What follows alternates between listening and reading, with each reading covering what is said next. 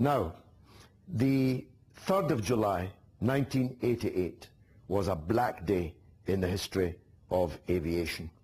The Iran Air Airbus, a civilian flight, number 655, was climbing out of Bandar Abbas, heading for Dubai, when 273 passengers and crew were cruelly murdered by a US warship, the USS Vincennes.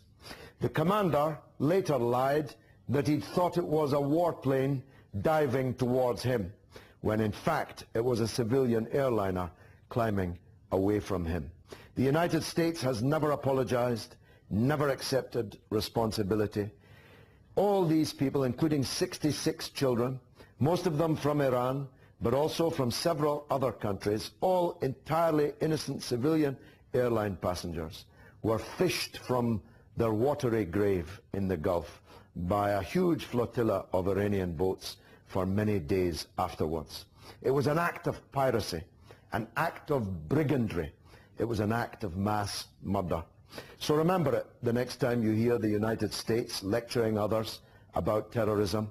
It was one of the worst examples of terrorism ever perpetrated in the history of aviation, and it was perpetrated by a United States which couldn't even find it in its heart to apologize for it. So we are remembering this evening all the victims of Iran Air 655 and all the people who perished upon it. And by the way, the Vincennes crew were later decorated for extraordinary achievements. Yes, that's right. They got medals for killing 273 innocent civilians on a civilian airliner.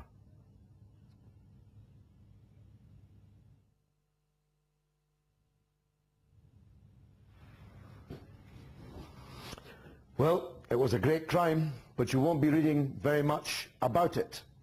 The Western media has virtually ignored it.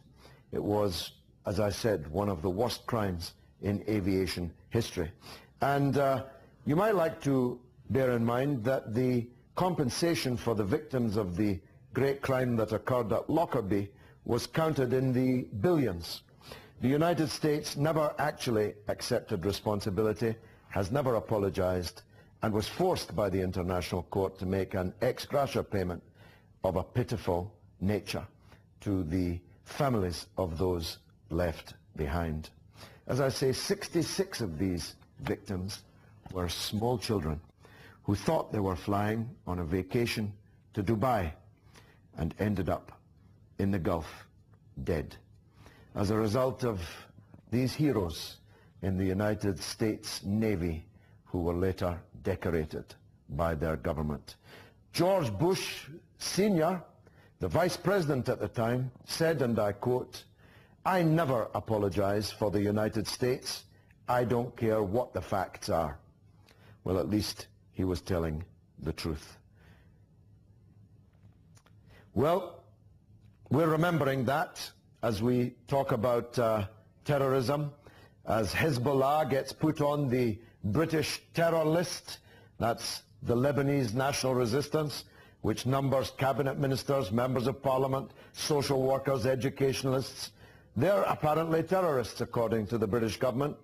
Whilst the MKO terrorists, who've killed thousands of people in terror attacks in Iran and elsewhere, well, they've been taken off the British terror list. You couldn't make it up, but the British government did. Now, I need your calls, I need your SMSs, I need your emails, and I've got a call already from Germany. Naima from Germany, let's hear. Let's hear.